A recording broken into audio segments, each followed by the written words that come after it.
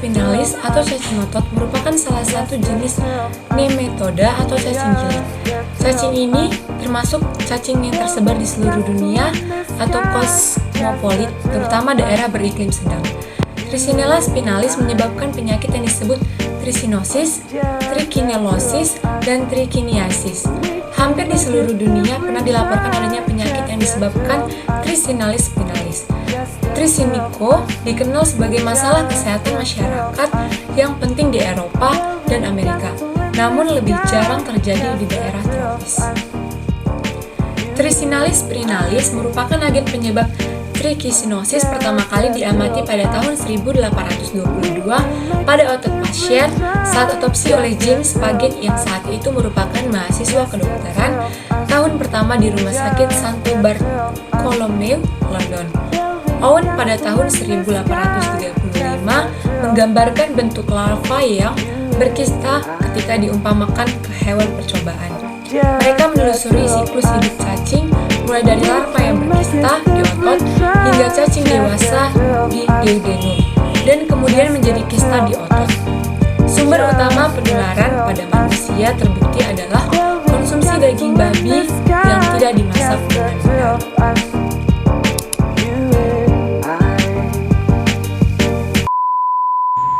Trichinella spinalis dewasa, cacing putih yang hanya terlihat dengan mata telanjang yang menghuni usus kecil adalah satu nematoda terkecil yang menginfeksi manusia. Jantan berukuran sekitar 1,5 mm kali 0,04 mm dan betina sekitar 3 mm kali 0,06 mm. Separuh bagian depan tubuhnya tipis dan runcing, beradaptasi dengan baik untuk menggali ke dalam epitel mukosa. Ujung posterior jantan mempunyai sepasang papila yang berbentuk buah pir, satu di setiap sisi lubang kloaka.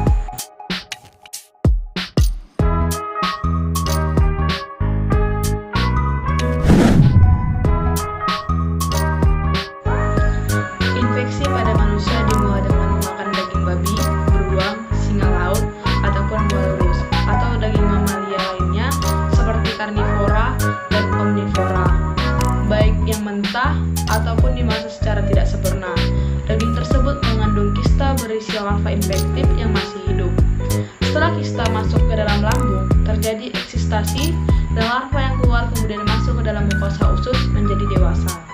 Pada hari ke-6 setelah infeksi, cacing betina mulai mengeluarkan larva motil.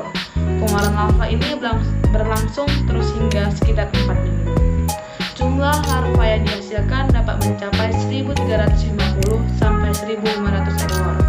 Larva-larva ini kemudian bergerak ke dalam pembuluh darah, mengikuti aliran darah dan limfa menuju jantung dan paru-paru, akhirnya menembus otot.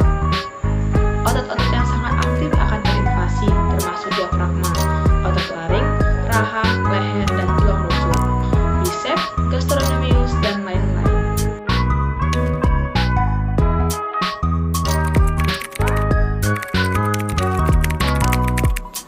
Patogenesis dan gambaran klinis.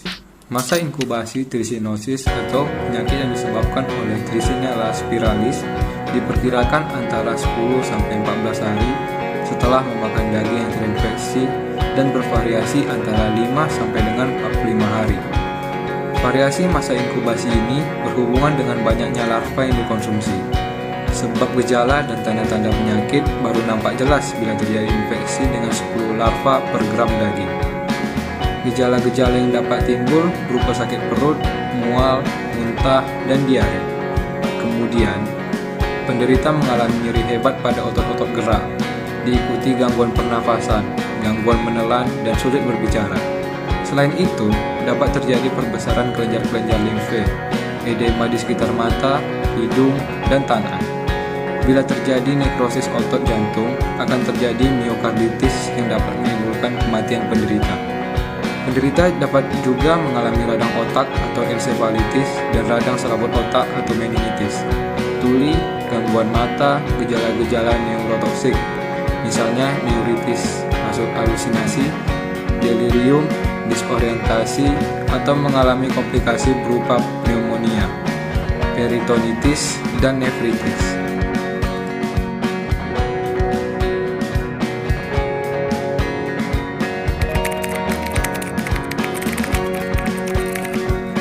Patogenesis infeksi Trichinella spiralis melibatkan beberapa tahap. Tahap pertama, penelangan. Siklus hidup dimulai ketika daging terinfeksi, misalnya dari babi atau hewan liar, yang mengandung larva berkista dikonsumsi oleh manusia. Tahap kedua, pelepasan larva. Di dalam perut, larva dilepaskan dari kistanya karena aksi asam lambung dan peksin. Tahap ketiga, pematangan di usus halus. Larva yang dilepaskan menjadi cacing dewasa di usus halus, tempat mereka kawin dan menghasilkan larva. Tahap keempat, invasi epitel usus. Larva yang baru terbentuk menembus epitel usus dan memasuki aliran darah. Tahap kelima, penyebaran sistemik. Larva bermigrasi melalui aliran darah ke berbagai jaringan, terutama otot rangka, tetapi juga jantung, otak, dan organ lainnya. Tahap keenam, encysement. Di dalam jaringan otot, larva berkista, membentuk kista baru. Enkapsulasi ini memicu respon peradangan yang menyebabkan gejala seperti demam, nyeri otot, pembengkakan, dan kemungkinan komplikasi yang lebih parah seperti miokarditis atau ensefalitis. Tahap ketujuh, persistensi. Larva yang berkista dapat bertahan hidup selama bertahun-tahun, sehingga tetap berpotensi menimbulkan penyakit kronis jika tidak diobati.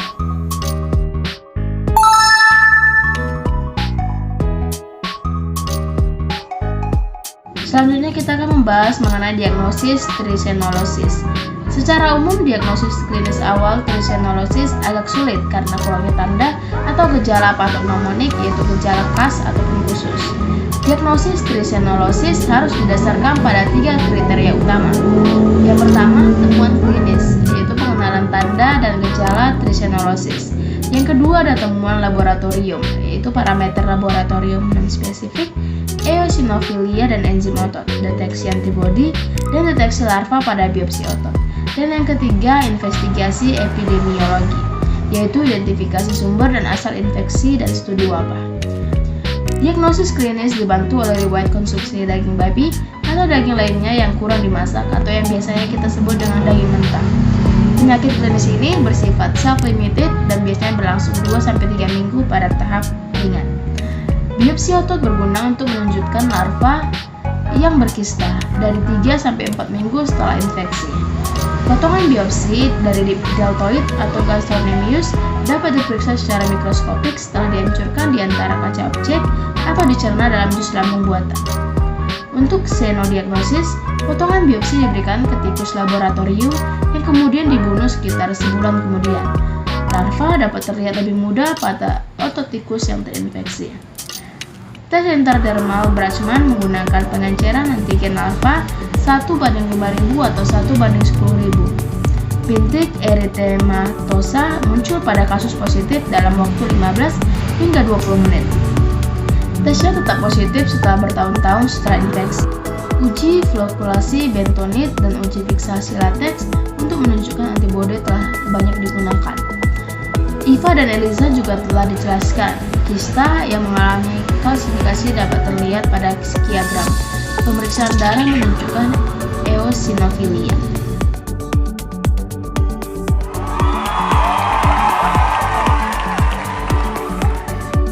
Trichinella spiralis tersebar luas pada mamalia liar, terutama karnivora, babi liar, dan pemakan bangkai atau sampah. Seluruh siklus hidup dapat dilalui dalam satu inang, dimulai dengan konsumsi larva yang berkista inaktif, hingga pengembangan larva dewasa di usus bagian atas, posisi larva, pengendapan larva di otot, dan perkembangannya menjadi kista inaktif. Tetapi hanya satu siklus terjadi pada satu inang, dan untuk kelanjutannya, siklus dan pemeliharaan spesies infeksi perlu ditularkan ke inang lain, dari spesies yang sama atau spesies berbeda. Trichinella spiralis dipelihara di alam terutama dalam 3 siklus, yaitu yang pertama, babi ke babi. Hal ini difasilitasi oleh kebiasaan memberi makan babi dengan sampah rumah tangga yang tidak diolah. Sampah tersebut mungkin mengandung potongan babi yang memiliki kista inaktif. Yang kedua, tikus ke tikus. Tikus bisa terinfeksi karena memakan sampah rumah tangga atau memakan satu sama lain secara kanibal. Yang ketiga, siklus liar. Ini melibatkan hewan liar seperti babi hutan, hewan pengerat liar, dan berbagai karnivora. Di kutub utara, di mana penularan penyakit ini penting, siklusnya melibatkan walrus, beruang kutub, rubah, serigala, dan anjing. Di Afrika, infeksi ini ditularkan oleh babi hutan dan hewan karnivora seperti macan tutul, singa, hiena, dan serigala. Penularan pada manusia biasanya terjadi karena makan daging babi yang kurang matang atau sosis ataupun produk daging lainnya yang tidak diproses secara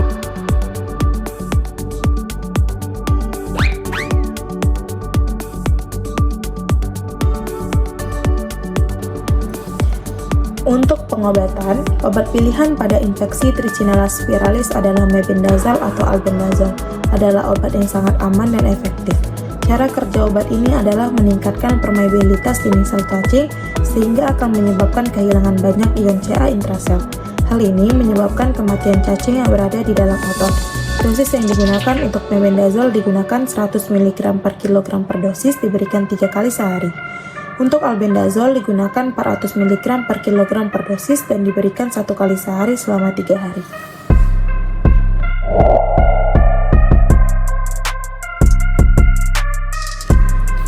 Selanjutnya, kita akan membahas tentang penyakit trichinosis yang diakibatkan oleh Trichinella spiralis atau cacing otot.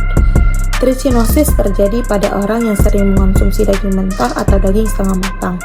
Berikut pencegahan yang dapat kita lakukan untuk penyakit trichinosis. Yang pertama yaitu memasak daging dengan baik. Ketika ingin memasak daging, sebaiknya memastikan untuk memilih daging yang segar, sehat, dan masak sesuai jenisnya. Untuk daging sapi dan babi, masak dengan suhu 71 derajat Celcius. Yang kedua yaitu menghindari konsumsi daging mentah, karena mengonsumsi daging mentah menjadi resiko utama terinfeksi trichinosis, di mana daging yang dikonsumsi mentah mengandung parasit Trichinella spiralis.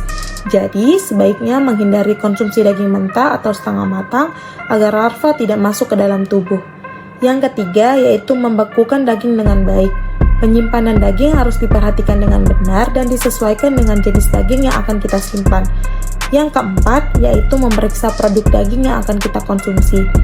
Ini sebenarnya adalah tugas dari peternak agar dapat melakukan pemeriksaan Trichinella secara teratur pada ternak agar ketika didistribusikan daging tidak terkontaminasi oleh parasit. Yang kelima yaitu memperhatikan pakan ternak. Karena infeksi trichinosis terjadi karena daging yang terkontaminasi, maka pakan yang akan diberikan pada ternak harus diperhatikan agar tidak terjangkit oleh parasit. Yang keenam yaitu mencuci tangan. Mencuci tangan sebelum menyiapkan dan menyantap makanan atau bahkan setelah memegang daging merupakan hal yang wajib dilakukan guna mencegah kontaminasi dengan mikroorganisme lainnya. Mencuci tangan juga harus dilakukan dengan benar dan menggunakan sabun.